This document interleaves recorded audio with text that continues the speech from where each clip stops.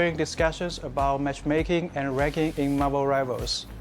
Your voices matter, and we want to give you a transparent look into how these systems work and what we are doing to improve them. Quick heads up, any numbers used are for illustrative purpose only, and the calculation process is also simplified for easier understanding and does not represent the full detailed formulas.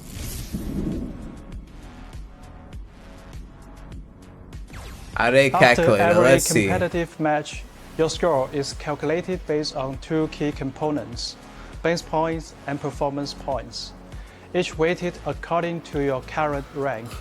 The formula looks like this. Wait, what? Oh shit, what I just pressed? The formula is base points plus performance points.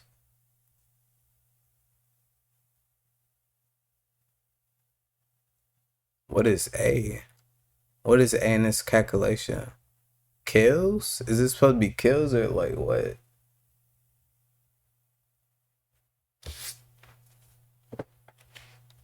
I'm confused. Key components, base points. It's based on two key components, base points and performance points. Each weighted according to your current rank. The formula looks like this. Oh, okay, it's base points plus 1 minus whatever A is times performance points. To the average skill of the player you playing, what the fuck? Match outcome, your current competitive score, average competitive score of the enemy team. First, the match result determines whether you gain or lose points. Win and you will gain points, lose and you will lose points. Second, the difference between your competitive score and the enemy team's average competitive score affects how many points you gain or lose. If a player's competitive score is lower than that of the enemy team, the system recognizes that the player is challenging a stronger opponent. In this case, a victory will grant an extra bonus to the base points, while a defeat will result in fewer points deductions. The reverse applies when... Oh, in this case, a victory grant.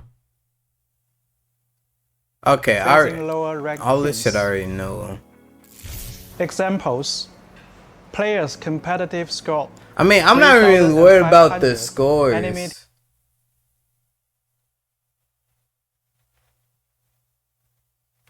Oh, okay.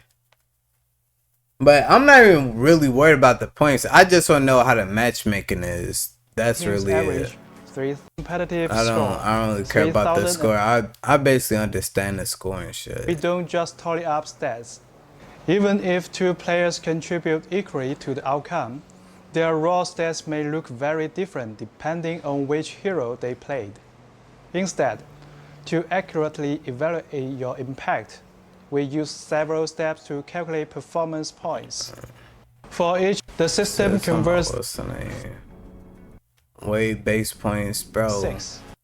Nobody give a fuck about the points this much. The system graduates into... Final exact match. Account all the factors, like competitive scores. This means broader competitive scores ranges. And reaching the upper limit of the range can result in a difference in scores between. To help you better understand how the matchmaking system works, here's an example scenario. Oh wait. Suppose it's of players.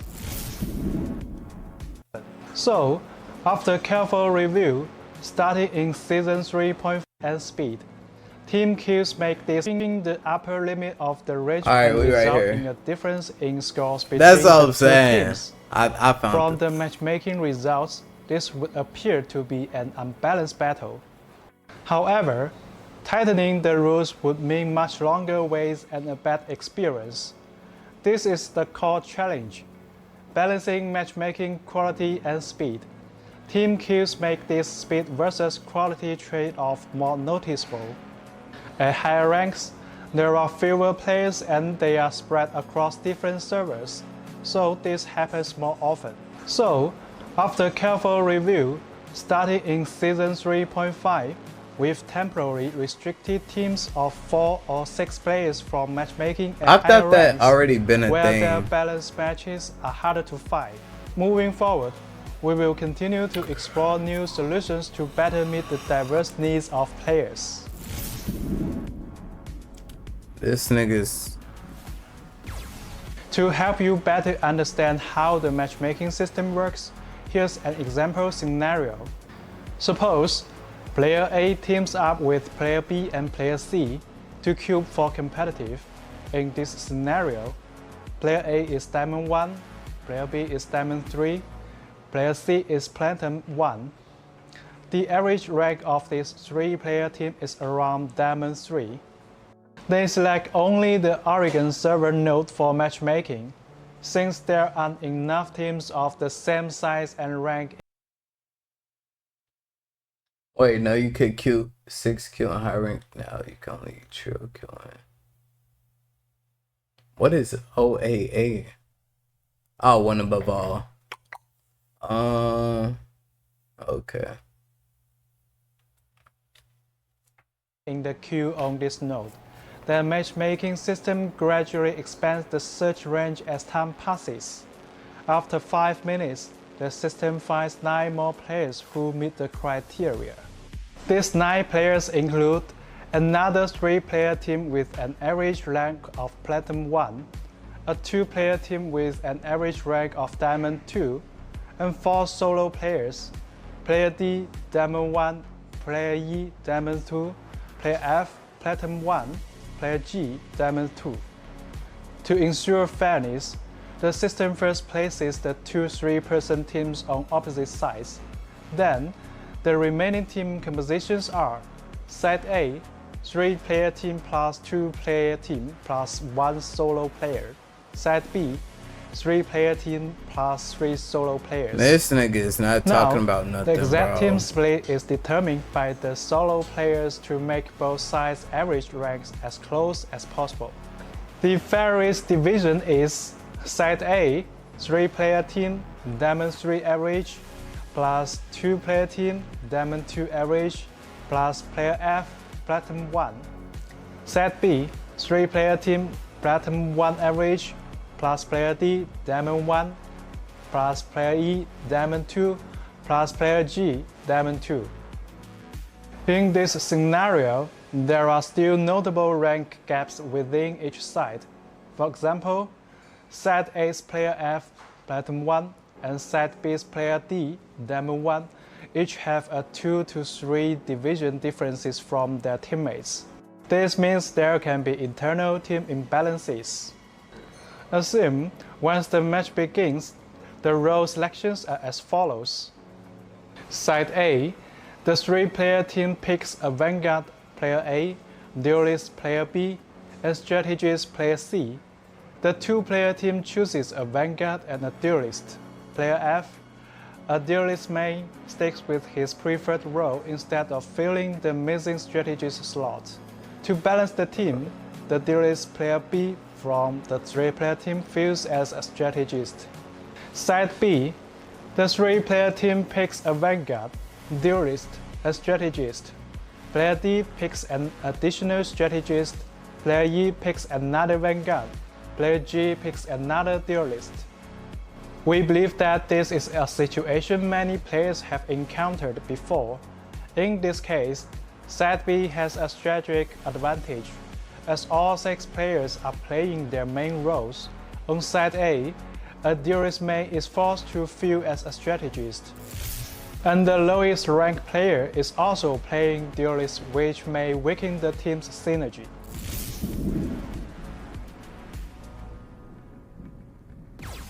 Recently, we have received... Wait. What was he explaining there?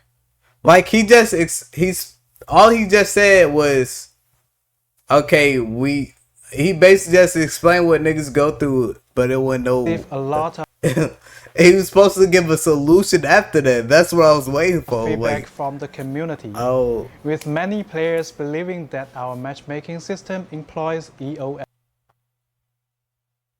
Oh, how they? Oh, I thought the niggas. The way he's leaning it up, it sounds like he's gonna say, "This is like what we gonna do to fix it," or "This how we gonna change it."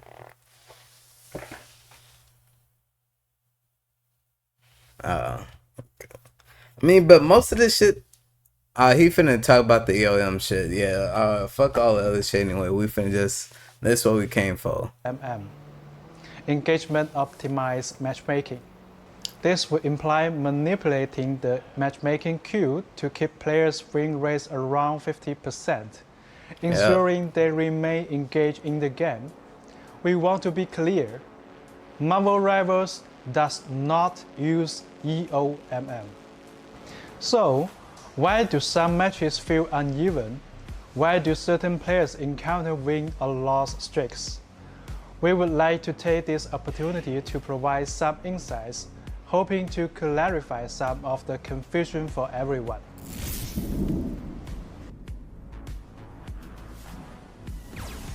In a competitive two-sided game, the fewer players on each side, the more accurately the competitive score reflects individual skill. However, as team size increases, this accuracy drops, since even if both teams have identical average scores, other factors like teamwork and coordination can sway the outcome. Additionally, because we don't lock roles, players might end up playing a role they are less comfortable with, which means they may not perform at their rank's full potential. Even if you are assigned your preferred role, playing a hero you are less skilled with can also affect your impact in the match. So, why don't we add role queue? First, we believe that allowing players the freedom to play as their favorite superheroes and team up with others to create diverse creative team combos encourages more varied strategies and gameplay. Second, adding role-based matchmaking would significantly increase queue times, while still failing to fully eliminate skill. Yeah, a lot of people always, at the beginning, I don't be seeing people say it that much no more, but at the beginning, niggas did keep saying add road queue. No, I feel like road queue, cause like that's the main things, like niggas like being able to switch and just pick whoever, whenever during the match. Niggas getting that road queue, no. Cause then, especially if they do that, they just gonna keep comparing it more and more to Overwatch and just try to say they copying them and shit. Discrepancies between matches.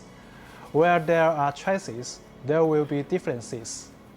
Objectively, it's quite challenging to have an equal number of players across the three roles. To strike a balance between matchmaking speed and fairness, the competitive score ranges for each role would have to differ. Roles with fewer players would have lower competitive score thresholds, while roles with more players would require higher thresholds. This, in turn, will lead to greater variance in match quality. We are working to introduce more interesting vanguards and strategies in future updates to give players more choices, but these changes will take time to develop. We thank you for your patience.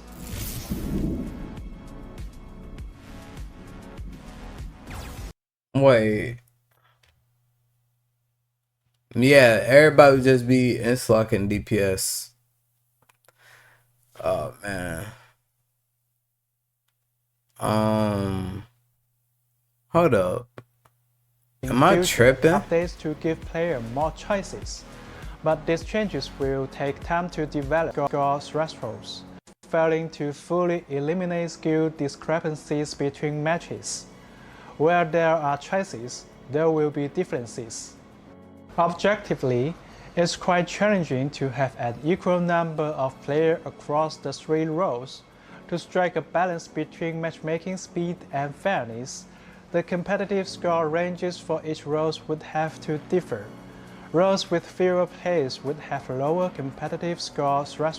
Okay, yeah. So yeah, what he was just saying right here was what basically everybody was guessing and kind of knew already. Like, that's literally it. They made this long video just say they don't use EOM, but the everything the nigga saying in the video so far, everybody already knew. Yeah, niggas not saying nothing new. It's like right here, I was making sure like he's just talking about basically like how the DPS supports who getting more what's the name? These changes will let's go to this. Win and loss streaks are alright, here go the win-loss stuff. So it should be under this, right? Statistically, win and loss streaks are a matter of probability. For example, if two sides are truly 50-50, over 3 games, the chance of 3 consecutive wins or losses is 12.5%. Over 10 games, the chance of 3 or more wins or losses in a row rises to 50%. So, over enough games, everyone will eventually experience win or loss streaks. For those interested, you can use tools to calculate the probability of achieving a streak, whether it's 5 consecutive wins or 5 consecutive losses, under different win rate scenarios over 10 matches. Of course, let me hold up. Let me go see mine. The game isn't pure math. Several in-game factors can increase the likelihood and impact of streaks, making these experiences feel more pronounced. For example, team average scores are rarely perfectly balanced, so actually win rates may not be exactly 50%. When queuing consecutively, you may face some of the same players in back-to-back games, which can carry over the outcome chance from It's on Netflix. I'm pretty sure it's a Netflix original. I think that's what it said. Previous matches. This is even more common in team matchmaking, where the pool of available combinations is smaller, especially during off-peak hours or in less populated regions. Even if the probability of a streak occurring is just 1%, Marvel Rivals' large player base means many will experience that. I mean, he basically just said, since Marvel Rivals so big, you basically gonna get some nigga from like Oceania servers like how niggas used to do on Fortnite, basically getting bot niggas, and they just asked. That's basically what they just saying. They saying just so many niggas on the game and niggas just asked. That's what I'm hearing. And they really just wasted 18 fucking minutes of my time. And refining our systems. Your trust and input help us shape a better experience. Thank you for being part of the Marvel Rivals community. We are excited to keep improving with you. Yeah, so overall they saying, okay, no, we don't use EOMM, that's it. They didn't say nothing else of fucking value in that video.